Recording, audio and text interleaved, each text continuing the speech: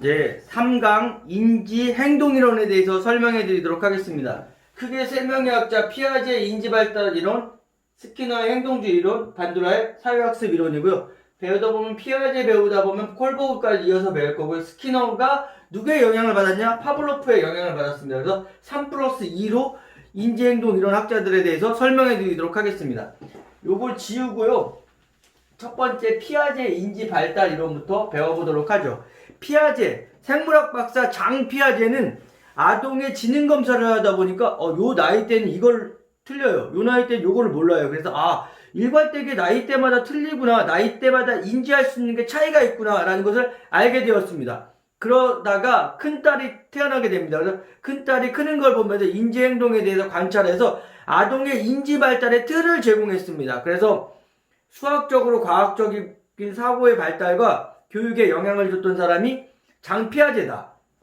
피아제 인지발달 이론의 인간관에 대해서 설명해 드릴 건데요. 첫 번째 가장 기본이 인간의 감정이나 행동은 인지 또는 생각에 의해서 통제될 수 있다는 거예요. 우리의 감정이나 행동은 우리 인지나 생각에 의해서 통제될 수 있다는 게 기본적인 인간관인데, 장 피아제가 한 아주 우리에게 큰 걸 시사해 주는 말이 있습니다. 제가 읽어드리면서 해석해 드리도록 할게요. 인간은 매우 주관적인 존재이기 때문에 객관적인 현실이란 존재하지 않는다. 사람들은 객관적인 현실이 존재할 거라고 생각해요. 내가 객관적으로 봤잖아. 하지만 각 개인의 삶을 해석하는 방식에 따라 각기 다른 주관적인 현실만 존재한다.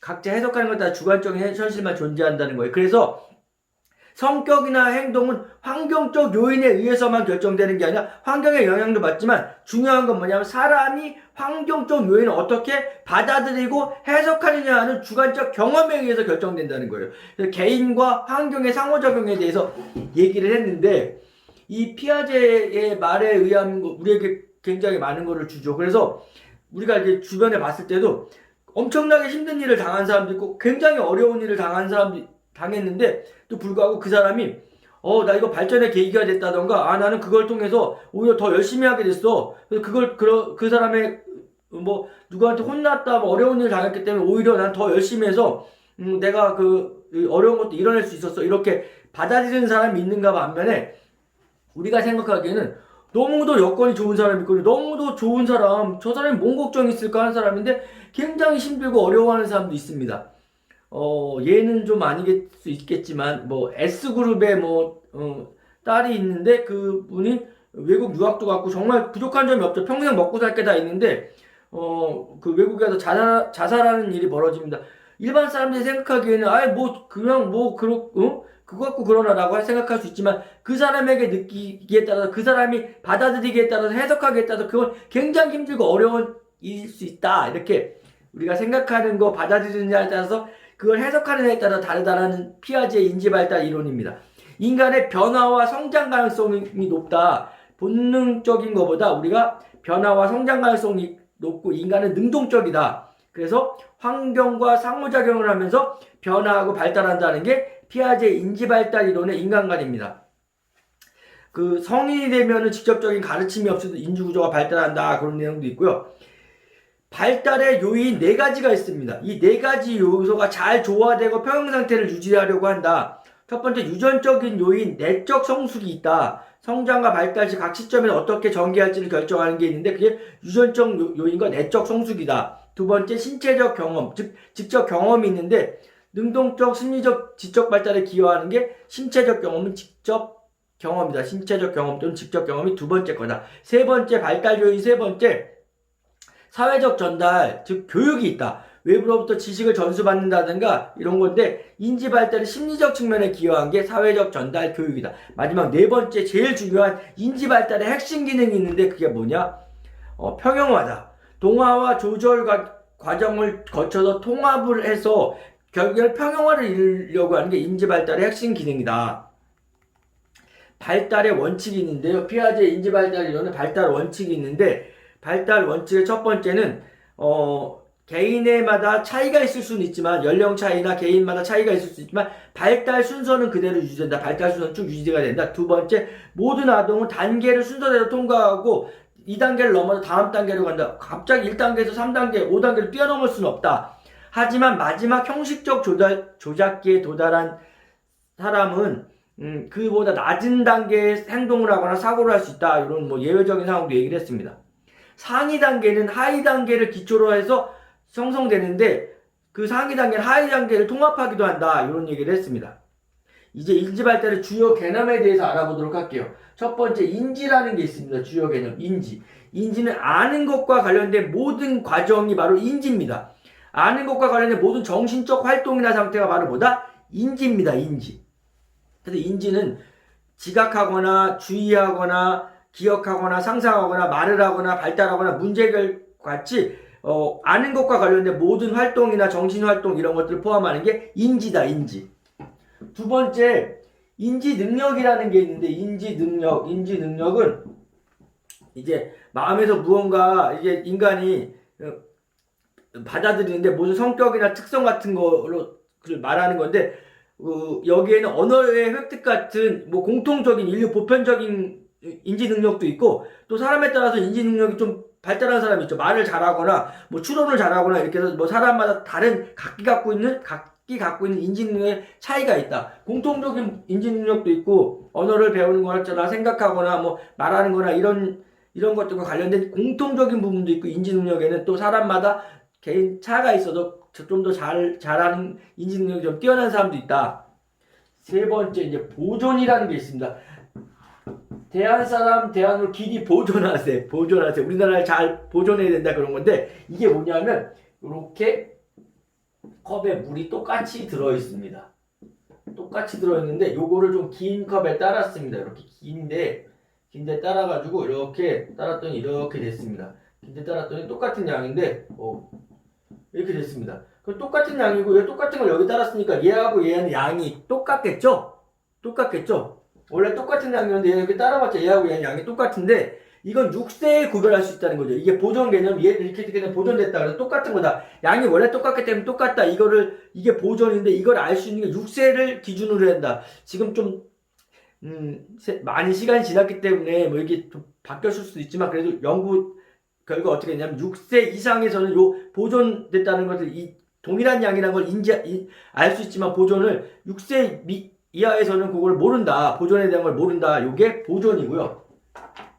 그 다음에 지우도록 하겠습니다. 네 번째 뭐가 있냐면요. 네 번째는 도식입니다. 도식이라는 것은 세상을 인식하고 이해하는 정신적인 그 틀을 갖고 있는데 그게 바로 도식이다. 쉽게 그 유아가 어린아이가 집에서 개만 키워봤습니다. 개만 키워보고 개를 막 키워보다 어느 날 갑자기 소를 봤습니다. 소를 보고 큰 개네? 개가 굉장히 크네? 이렇게 얘기하면 이 어린 아이에게는 그 도식이라는 게 4발 달린 짐승은 개라는 도식밖에 없었던 거죠.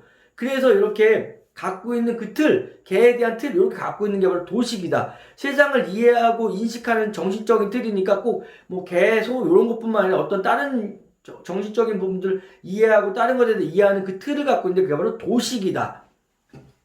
다섯 번째, 적응이라는 게 있습니다. 적응은 환경과 상호작용으로 도식이 변하는 과정, 이런 걸 통틀어서 적응이라고 하는데 동화와 조절 과정을 거치는데 아까 동화와 조절 과정을 거쳐서 평형화를 이루려고 한다고 그랬죠. 동화라는 게 뭐냐면 새로운 환경이나 사건을 접하게 되면 새로운 정보를 받아들여서 자기 사고방식을 통합하고 그 인지함으로써 양적으로 늘어나는 거예요. 그래서 뭔가 받아들여서 더 내게 늘어나는 게 그냥 뭐냐? 동화다. 조절은 외부에서 받아들여서 그걸 내 상황에 맞게 인지 구조를 바꿔가는 게 조절이에요. 아까 어린아기가 개가 있었는데 소도 개라고 생각하니까 이건 다르구나. 이게 뿌리 달리고 이렇게 생긴 거 이 큰 짐승은 이거는 소구나 이렇게 하고 개하고 소를 이렇게 구별해서 이렇게 바꿔주는 거 소에 대한 것도 이제 알아가는 거 이런 게 바로 조절이다. 인지 구조를 변화시키는 게 바로 조절이다. 우리 사람은 동화와 조절 과정을 거쳐 적응을 통해서 평형화를 이루려고 한다. 조직화라는 것은 여섯 번째 마지막 조직화는 뭐냐면 상이한 도식을 자연스럽게 결합해서 연결하는 거예요. 각기 다른 감각에서 얻은 것을 상호 연관 짓는 게 바로 조직화다. 어린아이가 인형을 보고 잡는 과정에서 보는 거랑 갖는 거를 조직화했다고 얘기를 합니다. 어떤 두 가지나 세 가지 여러 가지를 상호 자연스럽게 결합해 나가는 걸 조직화라고 합니다. 자, 이렇게 피아제의 인지발달 이론에 대해서 배우고 있는데 지우고 다 지우고 인지발달 단계를 4단계로 나눴습니다.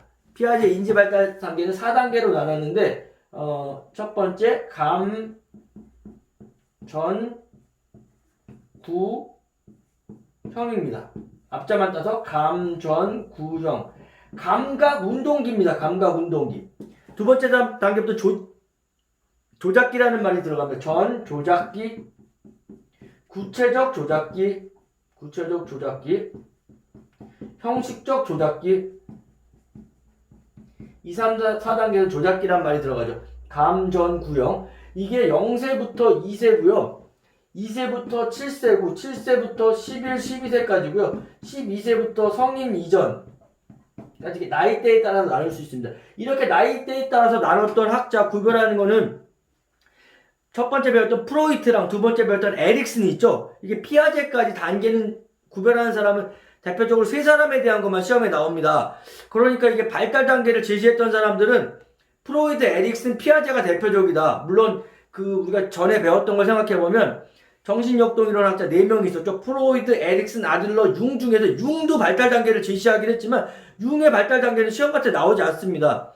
아들러, 융인데 아들러는 발달 단계 아예 제시하지 않았던 학자고 융도 제시했지만 시험에 나오진 않습니다. 그래서 이 발달 단계에서 시험에 나온 사람은 프로이트, 에릭슨, 피아제다. 이걸 프로이트하고 에릭슨까지 한번 이렇게 비교해보면, 간단하게 비교해보면, 이게 구강기 있고 항문기가 걸쳐 있습니다. 이렇게 양쪽에. 그 다음에, 남, 잠, 생, 이렇게. 이게 구강기랑 항문기 일부입니다. 왜냐하면 이게 0세부터 18개월 1.5세고 1.5세부터 항문기가 3세까지잖아요. 항문기가 양쪽에 걸쳐 있습니다. 이게. 그 다음에 남근기까지가 되는 거고요. 그 다음에 잠복기, 생식기 이렇게 적용이 됩니다. 그 다음에 에릭슨은 신자, 죽은 자, 칭생자인데 여기가 자, 주, 근, 자까지 적용됩니다. 신뢰감 대 불신감 이런 거 있었잖아요. 자율성 대 수치심 이런 거 있고 주도성 대 제의식 이런 거 있잖아요. 그래서 여기 두 단계가 여기 적용됩니다. 에릭슨은 전조작기 두 단계가 이렇게 적용된다. 딱 일치하는 건 아니지만 대략적으로 이렇게 인지하는 건데 나중에 생애주기별로 할 때 태내기, 영유아기, 아동기 이런 거 할 때 다시 한번 이걸 좀 정리해서 배울 거니까 나중에 그거 이제 연결시켜서 배우도록 하고요. 요걸 지우고 각 단계의 특징에 대해서 알아볼 거예요. 어우, 나이까지 지울까요? 자, 이게 감각운동기의 특징, 전조작기의 특징, 구체적 조작기의 특징, 형식적 조작기의 특징이 있습니다. 일단 감각운동기에는 0세부터 2세잖아요. 이 감각운동기가 0세부터 2세인데 이때는 자극에 반응하고 신체 감각과 경험으로 환경을 이해하고 대상 영속성이라는 게 이제 생겨나기 시작합니다. 그 다음에 사회적 애착관계가 확립되고 목적 지향적 행동을 하는 게 감각운동기다. 다시 여기 대상 영속성이라는 게 이게 어디나 발달하는 게 생겨나는 시기고요. 이게 확립되는 시기는 전조작기에 확립이 된다. 대상 영속성이 발달하기 시작해서 확립되는 건 전조작기에 확립된다. 그리고 이제 두 번째 전조작기의 특징에 대해서 알아보도록 할게요. 전조작기에는 보존 개념을 이해한다. 보존 개념은 이때 이해하기 시작해서 확립은 언제 된다? 보존 개념의 확립은 다음 단계인 구체적 조작기 때 확립이 된다.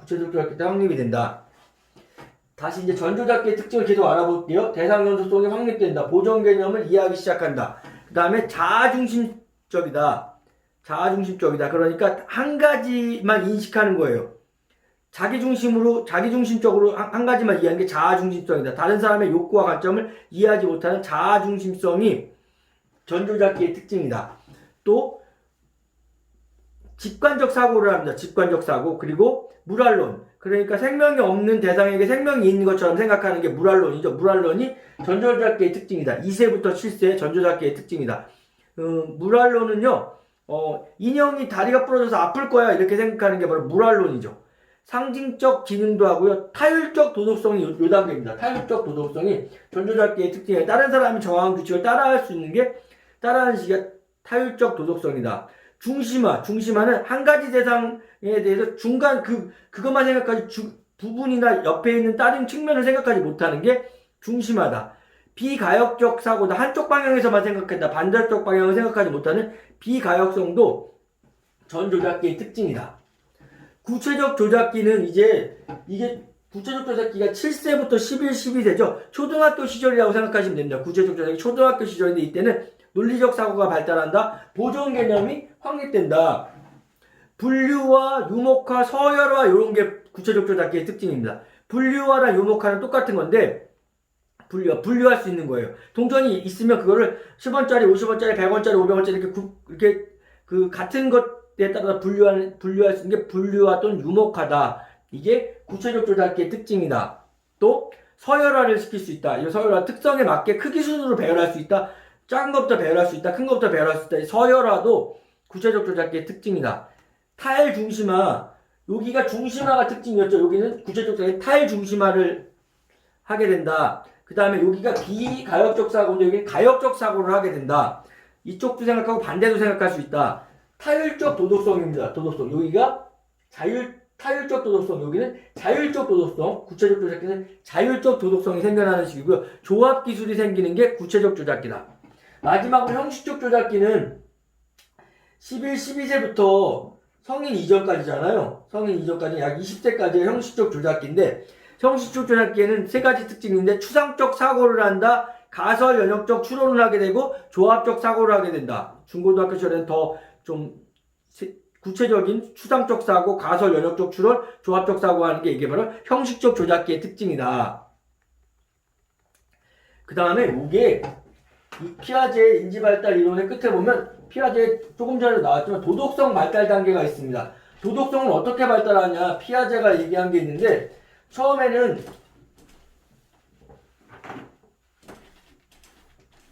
피아제는 도덕성에 대해서 도덕성이 타율적 도덕성에서 자율적 도덕성으로 발전한다. 타율적 도덕성은 그냥 정해진 규칙에 대해서 그냥 다른 사람이 정해진 규칙에 대해서 맹목적으로 복종하고 따라하는 게 타율적 도덕성이다. 그럼 자율적 도덕성은 뭐냐?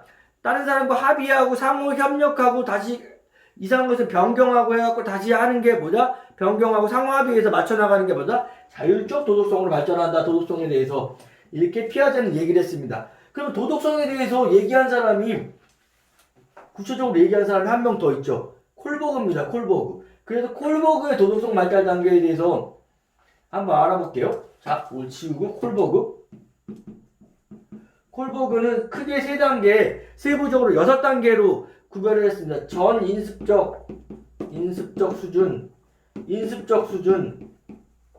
후 인습적 수준.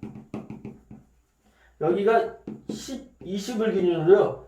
4세부터 약 9세까지가 전인습적 수준이다. 10세부터 20세까지가 인습적 수준이다. 20세 이상은 후인습적 수준이라고 도덕성 발달 단계를 크게 이렇게 3단계로 나눴습니다. 세부적으로 이것도 1, 2, 3단계, 3, 4단계, 5, 6단계 이렇게 세부적으로는 6단계로 나눴던 게 바로 콜버그입니다. 콜버그는 1단계는 타율적 도덕성이다. 타율적 도덕성이기 때문에 처벌과 복종지향적인 도덕성을 하는 게 1단계 타율적 도덕성이다. 2단계는 개인적 도구적 도덕성이 2단계다. 이때는 욕구 충족의 수단으로서의 도덕성이 2단계다. 2단계. 3단계는 개인 상호간에 서로 규칙을 준수하는 거, 개인 상호간에 준수하는 건데 이때는 대인관계를 통해서 다른 사람과의 관계를 통해서 도덕성을 맞춰나가는 게 3단계다. 4단계는 사회체계로서의 도덕성. 사회체계로의 도덕성이 4단계인데요. 법과 질서를 준수하는 도덕성이 4단계다. 법과 질서를 준수하고 맞춰나가는 도덕성이 4단계다. 5단계는 이제 인권과 사회복지 인권과 사회복지로서의 도덕성이거든요. 이때는 사회계약 정신으로서 밝혀진 도덕성이 바로 5단계 인권과 사회복지로서의 도덕성이고, 마지막 6단계는 마지막 단계 보편적 원리가 적용되는 도덕성인데, 이때는 보편적 도덕성 원리에서 확신으로서의 도덕성이 적용되는 게 6단계 보편적 원리로서의 도덕성이다. 자, 이제 배웠던 학자가 지금 피아제잖아요. 피아제를 한번 정리해 보도록 할게요. 피아제는 성인기 이후에는 인지 발달에 대해서 생각하지 않거나 간과했다. 문화, 경제, 인종 이런 걸 고려하지 않았다는 그런 문제가 있지만, 인지 장애에 대해서 알 수 있어. 아, 몇 살 때 이거를 인지하지 못하면 좀 장애가 있는 거구나, 이런 것도 알게 되었고요. 어린아이에게 이 정도까지 알 거야. 교육하면 다 될 거야. 라고 생각했는데 그게 오류다. 어린아이 때 몇 살 때는 이해할 수 있는 수준이 있다. 이런 것들을 알 수가 있었던 게 이제 피아제 인지발달 이론이고, 피아제 인지발달 이론으로 인해서 수학적, 과학적으로 교육을 할 때, 몇 살에는 무슨 교육을 해야 되구나. 그래서 수학을 가르치면 덧셈은 몇 살 때 가르쳐야 되고, 곱셈은 몇 살 때 알 수가 있고, 분수를 아는 거는 몇 살 때 정도에 교육해야지 애들이 이해할 수 있다. 이런 틀을 제공하는데 많은 영향을 줬다. 그리고 아까도 말씀드렸지만, 이 피아제의 인지발달은 인지 아니고 사람들이 받아들이는 거에 따라서 우리가 어떤 상황들에 대해서 다르다, 사람에 이런 것들도 우리에게 시사하는 바가 크다, 이렇게 말씀드릴 수 있고요.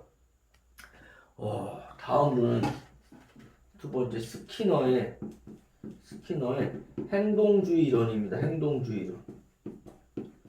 스키너 행동주의 이론하면, 스키너는 동물 행동에 대해서 연구를 하고 박사학위를 받았고, 그 전에 동물에 대해서 연구한 파블로프, 왓슨, 손다이크를 연구한 걸 토대로 심리학의 행동주의 이론을 발전시킨 사람이 스키너다. 스키너가 이런 얘기를 한 적이 있습니다.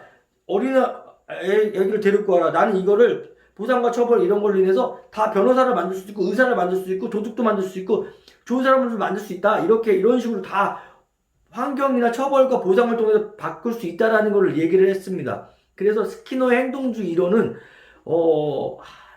한번 생각나는 게 뭐냐면요, 이렇게 동물에 대해서 개를 특히 행동을 바꾸거나 이런 거를 좀 많이 생각이 나요. 동물들은 하는 사람에 따라서 그거를 갖다 사육하는 사람에 따라서 완전히 그 행동을 바꿔볼 수 있잖아요. 근데 인간은 약간 차이가 있는데, 어쨌든 이 스키너가 주장한 행동주의 이론의 근본은 외적 자극에 의해서 동기화하고 환경의 영향을 많이 받는다는 거예요. 내적 자극하면 틀립니다.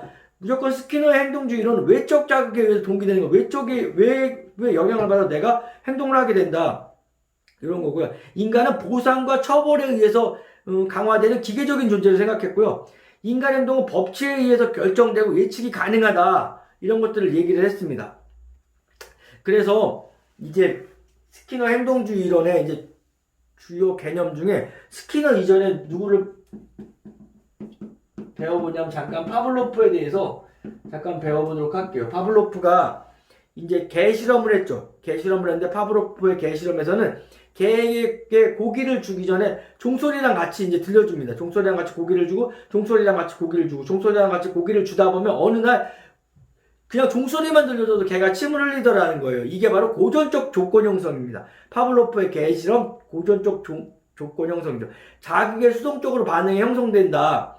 이런 것들을 이게 파블로프의 이제 고전적 조건 형성 개 실험이었고요. 이제 스키너가 했던 실험이 있습니다. 스키너의 쥐 실험이 있습니다. 조작적 조건 형성이라는 스키너의 쥐 실험이 있는데, 쥐가 이제 막 하다 우연히 지렛대를 탁 눌렀더니 음식이 나옵니다. 지렛대를 눌렀더니 음식이 나옵니다. 가만히 있으니까 음식이 안 나옵니다. 그럼 지렛대를 해서 음식이 나오도록 해서 연속적으로 음식을 먹고 나면 쥐는 지렛대를 누르는 자발적인 행동이 강화된다는 거예요. 그래서 원하는 결과를 얻기 위해 선택적으로 환경에 작용해서 자발적으로 반응하게 된다. 이게 조작적 조건 형성입니다. 이렇게 스키너 행동주의 이론에 대한 그 주요 개념을 지금 배우고 있는데, 변별자극이라는 게 있습니다. 변별자극은 특정 반응이 보상을 받거나 못할 거라는 단서나 신호를 갖는 게 변별자극이에요. 변별적으로 자극한다는 거죠. 예를 들면 낙서를 하는데, 낙서를 하면 선생님한테 되게 크게 혼낼 거 생각해갖고 낙서를 하는데 못하는 경우, 이런 게 변별자극입니다. 예를 들면 우리나라에서 막 그냥 어떤 분이 침도 아무데나 뱉고 쓰레기도 아무데나 버리는데 어떤 외국에 갔더니 만약에 쓰레기를 버리거나 침을 뱉다 걸리면 감옥에 간다. 아니면 뭐 엄청나게 큰 벌금을 매게 된다. 그러면 어떻게 되겠어요? 변별적으로 그런 행동을 못하게 되는 거죠. 안 하게 되거나 못하게 되는 게 변별 자극이다. 조작적 조건 형성에 대한 이제 이론이 있는데 스키너 행동주의 이론에 이제 이론이 있는데 정적, 부적. 정적은요 강화물을 제공하는 거예요. 주는 게 정적이고 강화물을 없애는 거, 제거하는 게 부적이고요. 그 다음에 강화와 처벌이 있습니다. 강화와 처벌이 있는데 강화는 행동이 증가하는 거예요.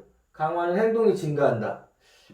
행동이 증가한다. 처벌은 행동이 감소한다. 행동이 감소하는 걸 얘기하는 거예요. 정적 강화는 강화물을 제공받아서 행동이 증가하는 거예요. 너희들 사이좋게 지내라. 사이좋게 지내면 선생님이 칭찬 스티커를 줄 거야. 그래서 어떻게 된다? 강화물을 제공해 칭찬 스티커랑 강화물을 제공해서 더 친하게 지낸다. 계속 친하게 지낼 수 있도록 하는 게 정적 강화다. 이건 강화물을 제공했는데 행동이 감소하는 거예요. 너네 사이가 나빠. 그래서 자꾸 싸워요. 그럼 너네 싸우면 벌점을 준다. 벌점이라는 강화물을 제공해서 행동을 감소시켜. 나 벌점 받지 않으려면 싸우지 말아야지. 그래서 행동을 안 하게 되는 거예요. 행동을 안 하게 되는 거.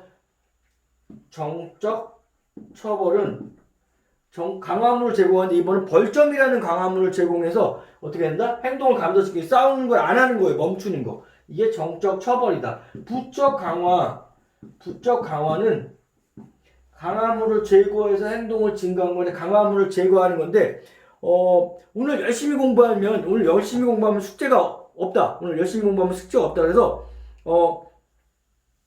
숙제를 없애요. 강화물을 제거해 숙제를 없앰으로써 어떻게 된다? 더 열심히 공부하게끔 하거나 지각을 하지 않으면 한 명도 지각을 하지 않으면 숙제를 안 내줄 거다. 이런 것들도 마찬가지죠. 어떻게 된다? 숙제라는 것을 제거해요. 제거하면 어떻게 된다? 제거해 주니까 어떻게 되냐? 행동을 증가시키는 거죠. 그러니까 공부를 열심히 한다든가 지각을 하지 않는다든가 이렇게 행동이 증가하게 되는 게 부적 강화다. 마지막으로 부적 처벌은 강화물을 제거함으로써 행동을 감소시키는 거예요. 막 자꾸 싸우는 사람 있어요. 너네들 그러면 싸우면 간식을 주지 않는다. 간식을 주지 않으니까 강화물을 제거해서 간식을 주지 않으니까 그걸 제거했어요. 간식이라는 걸 제거했어요. 그래서 어떻게 된다? 싸움을 하지 않는다. 싸우는 행동을 감소시키는 게 이게 부적 처벌이다. 이렇게 표를 그려서 정적 강화, 정적 처벌, 부적 강화, 부적 처벌 이렇게 갖고 이해하시면 쉽게 좀 이해하실 수가 있습니다. 이걸 지우고 지금 스키너 행동주의론에 대해서 배우고 있는데 지우고 이제 강화 계획이 있습니다. 연속적 강화 계획과 간헐적 강화 계획이 있는데 연속적 강화 계획은 그냥 원하는 행동이 일어날 때마다 그냥 강화물을 제시하는 거예요. 그냥 뭐 잘했으면 그때마다 행동할 때마다 강화물을 제시하는 게 연속적 강화 계획이고 간헐적 강화 계획이 있습니다. 간헐적 강화 계획은 4가지가 있는데 이걸 우리가 구별해서 아셔야 됩니다. 시험에 나오기 때문에 고정, 간격, 강화 계획이 있고요. 가변, 간격, 강화 계획이 있고요. 고정, 비율, 이번엔 비율입니다. 가변, 비율, 강화 계획이 있습니다. 고정, 간격, 간격이 고정되어 있는 거예요. 간격이 고정되어 있으니까 1시간에 한 번씩 간식을 제공하는 거예요. 10시, 11시, 12시 1시간마다 고정된 간격마다 강화를 주는 게 뭐다? 고정 간격 강화 계획이다. 매 1시간마다 10시, 11시 정해진 시간마다 간식을 제공하는 게 고정 간격이다. 가변 간격은 1시간마다 주긴 하는데 그 내에 아무 때나 주는 겁니다. 10시부터 11시 사이에 한 번 아무 때나 주고 11시부터 12시 사이에 그 사이에 한 번 주고 또 11시에서 12시 사이, 12시에서 1시 사이 이렇게 1시간마다 그 사이에 아무 때나 1시간 내에 간격은 있는데 가변적이다. 그 1시간 내에 아무 때나 주는 게 가변 간격 강화 계획이다. 고정 비율 간격은요. 고정 비율은 제 제자가 이제 호주에 워킹홀리데이를 갔는데 이제 그 오렌지 농장에서 그걸 이렇게 한 방울 딸 때마다 얼마를 준답니다. 두 방울 따면 얼마를 주고 세 방울 따면 얼마를 주니까 과일 한 방울 딸 때마다 5,000원 줄 거야. 과일 한 방울 딸 때마다 10,000원씩 줄 거야. 이렇게 고정 비율은 그걸 할 때마다 그만큼 비율을 해낼 때마다 주는 게 뭐다? 고정 비율 강화 계획이다. 마지막으로 가변 비율 강화 계획은요. 도박장의 슬롯머신 것 같은데 잭박이 터지는데 그 비율대로 터지긴 합니다. 그런데 언제 터질지 모릅니다. 비율대로 터지는데 언제 터질지 몰라요. 그래서 여기서 계속 안 터질 수도 있고 잭박이 터졌는데 또 이어서 터질 수도 있습니다. 비율적으로 터지긴 하지만 그게 가변적이기 때문에 정해진 게 아닙니다. 그래서 그 내 아무 때나 확률적으로 한번 터지고 또 터지고 이렇게 하긴 하는데 그게 가변적이다. 가변 비율, 도박장의 슬롯머신 생각하시면 된다. 강화물은요, 1차적 강화물과 2차적 강화물로 나눌 수 있다. 1차적 강화물은 보상 그 자체가 되는 거. 보상 그 자체로 사람들에게 의미가 있는 대상이나 활동. 음식이나 물이나 밥 같은 그 자체로 보상이 있는 1차적 강화물이다. 2차적 강화물은 다른 강화물과 연합해야 강화물로서 가능한 거예요. 운동을 하면 건강해질 거니까 책을 읽으면 지식이 일어날 거니까 이렇게 뭐를 하면 그 다음에 다른 거에 연합해야 되는 강화물이 2차적 강화물이다. 7번째 소고라는 게 있는데요. 소고는 강화를 받지 못해 행동이나 반응이 사라지거나 약화되는 걸 소고라고 한다. 일반화랑 변별이라는 게 있습니다. 일반화는 강화된 행위가 다양한 비슷한 상황으로 확장되는 거예요. 요게 되면 그거랑 비슷한 확장으로 확장되는 걸 일반화라고 얘기를 한다. 변별은 주어진 자극에 대해 선택적으로 반응을 보이는 거. 요때는 반응을 보이고 요때는 반응을 보지 않는 선택적으로 보이는 걸 변별이라고 얘기를 한다. 마지막 10번째 행동 형성이라는 게 있습니다. 기대하는 반응으로 행동을 학습하도록 목표를 삼는 행동을 점진적으로 만들어지는 과정을 뭐라고 한다? 행동 형성이라고 한다. 유아가 이제 말을 하기 시작하면요. 처음에 옹알이부터 시작해서 이제 막 옹알옹알 하다가 엄마, 아빠 이런 거를 단어를 늘려가면서 칭찬을 받으면서 조금씩 계속 늘려가는 걸 행동 형성이라고 한다. 스키너 행동주의 이론은 비판받는 게 인간은 수동적인 너무 존재로 생각했다. 동물처럼 너무 생각했다. 강화와 처벌을 너무 강조한 나머지 자율적인 선택을 무시했다. 개인차를 고려하지 못했다. 이런 것도 있지만 환경의 중요성을 강조했고 행동을 수정하거나 행동을 치료가 가능하다. 이런 강화와 처벌을 통해서 행동을 수정하거나 치료가 가능하다는 것을 밝혀낸다는 걸로 큰 의미가 있습니다. 스키너의 행동주의 이론까지 했고요. 마지막 각자가 있습니다. 반두라의 사회 학습 이론입니다. 반두라의 사회학습 이론. 사회적 환경이 중요하다. 그리고 학습한다는 건데 학습은 모방을 통해서 학습이 중요하다. 다른 사람 걸 따라하는 것부터 시작한다. 이게 반두라의 사회학습 이론입니다. 반두라의 사회학습의 인간관은 뭐냐? 다른 사람의 행동을 관찰하고 처음에 관찰부터 하고 그다음에 모방하는 결과로 학습이 이루어진다는 게 반두라의 사회학습 이론인데 외부 환경의 자극과 내적인 사건이 상호작용해서 외부 환경과 내적인 것이 상호작용해서 결정되는 게 반두라의 사회학습 이론이다. 주요 개념을 이제 몇 가지 알아보도록 할게요. 모방이라는 게 있죠. 아까도 했죠. 모방은 다른 사람의 행동이나 관찰하고 지켜보고 학습하고 따라하는 것이 바로 모방인데 관찰을 잘 보는 것만으로도 학습이 되는 경우도 있고 이를 통해서 결과가 긍정적일 때 관찰자에게 많은 것을 강화시킨다. 많은 도움이 된다. 이거고요. 두 번째 자기 강화라는 게 있습니다. 자기 강화. 자기 강화가 뭐냐면 좀 힘드시니까 여러분들에게 자기 강화법 방법을 여러분들에게 알려드리도록 하겠습니다. 자기 강화는 뭐냐면 스스로 수행과 성취에 대한 기준을 설정하고 달성 정도에 따라 보상과 처벌을 내림으로써 자신이 통제할 수 있는 보상을 자기에게 주어서 행동을 개선하거나 유지하는 것이 자기 강화다. 자기 강화. 자기 강화의 좋은 점이 뭘까요? 우리가 그런 거 있잖아요. 받는 기쁨도 있죠. 선물 받으면 기쁘죠. 또 다른 사람이 선물 줘도 기쁘죠. 받는 기쁨과 주는 기쁨이 있고요. 주는 기쁨, 받는 기쁨, 받는 기쁨, 주는 기쁨. 이걸 동시에 누리는 게 자기 강화다. 내가 나한테 보상을 하거나 나한테 선물하는 거예요. 내가 이걸 잘했으면 보상을 하자. 오늘도 내가 지금 강의 열심히 하고 맛있는 거 먹으러 가려고 하고 있거든요. 그러니까 내가 열심히 강의하고 맛있는 거 먹을 거야. 나는 이렇게 하고 내가 내한테 보상을 내리는 겁니다. 또 내가 이걸 못하면 나한테 벌을 내는 겁니다. 나 오늘 강의 안 하면 저녁 안 먹을 거야. 나 다이어트 안 하면은 뭐 다이어트 못하면 뭐 뭘 안 할 거야. 이렇게 하는 거죠. 그래서 이게 굉장히 자기 강화 방법이 막 발전적이거나 막 이거 이룩하는 사람에게 그런 자기 강화 방법이 많이 있거든요. 막 시험 준비하거나 공무원 준비하는 그런 사람들한테 자기가 자기한테 그렇게 합니다. 자기가 일주일 동안 공부하고 있는데 그 약속을 지키면 주말에 자기한테 선물을 주는 겁니다. 영화를 보거나 맛있는 걸 먹는다든가 애인을 만난다든가 이렇게 자기 강화를 해나가는 건데, 여러분도 한번 1급 준비를 하면서 자기 강화를 한번 해보시기 바랍니다. 다음으로 3번 자기 효율성. 다른 말로 자기 효능감도 똑같은 말입니다. 자기 효능감도 똑같은 말입니다. 자기 효율성, 자기 효능감 똑같은 말인데, 이거는 특정 행동을 잘 수행할 수 있는 결과를 도출했다는 믿음이에요. 자기가 자기 잘할 수 있다는 그 믿음이 자기 효율성, 자기 효능감입니다. 자기 효율성에 따라서 활동과 환경에 대한 선택 결과가 달라집니다. 사람의 동기, 행동, 사고의 영향 중에 자기 효율성, 자기 효능감입니다. 내가 잘할 수 있다, 결과를 잘할 수 있다는 그 믿음이 바로 자기 효율성, 자기 효능감입니다. 자기 효율성, 자기 효능감이 높은 사람이 뭔가 성취를 잘 하겠죠.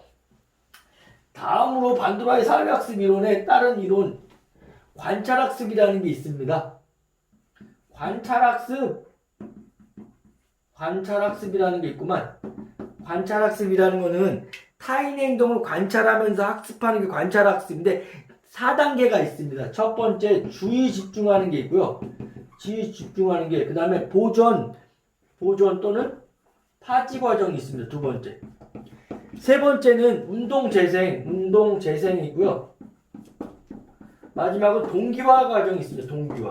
마지막 네 번째 동기화 과정까지 이렇게 4단계로 나눌 수 있는데, 주의 집중은 모방하고자 하는 모델에 대해서 주의 집중하는 겁니다. 무엇인가 관찰하기 위해 결정하는 단계가 주의 집중 1단계고요. 2단계 보존 파지 과정은 관찰하고 모방하기로 하는 행동을 기억하는 과정이 보존 파지 과정입니다. 나 저걸 따라서 저렇게 이렇게 할 거야 라는 것을 기억하는 과정이 보존 파지 과정이다. 3단계 운동 재생 과정은 모델을 모방하기 위해서 이미지나 언어를 외형적으로 행동으로 전환시키는 거. 외형적인 행동으로 전환시키는 운동 재생 과정이다. 마지막 네 번째 동기화 과정은 강화를 통해서 행동화에 대한 동기를 강화하는데, 동기화 과정에서는 행동 수행 여부를 결정하는 데 중요한 역할을 하는 게 이게 바로 동기화 과정이다. 그래서 이제 반도라의 사회학습 이론도 좀 배워봤는데요. 문제 행동을 제거하는데 유용한 게 이게 반도라의 사회학습 이론이고, 다른 사람을 모방 관찰함으로써 내가 이제 다른 것들 갖다 이제 학습하게 되거나 이런 건데, 부모도 관찰을 함으로써 뭐 치료를 할 수 있는 데 도움이 되는 게 이게 반도라의 사회학습 이론이다. 자, 지금 인지행동 이론학자 3명에다가 이제 플러스 2명에서 배웠습니다. 여러분들이 좀 뭐 어려우실 수 있고 그렇지만, 그리고 우리 재밌게 즐겁게 공부하도록 하고요. 열심히 해주시기 바라고, 다음 시간에 이제 마지막 학자 2명만 배우면 학자 다 끝납니다. 그래서 다음 시간에 인본주의 학자를 배우도록 하겠습니다. 감사합니다.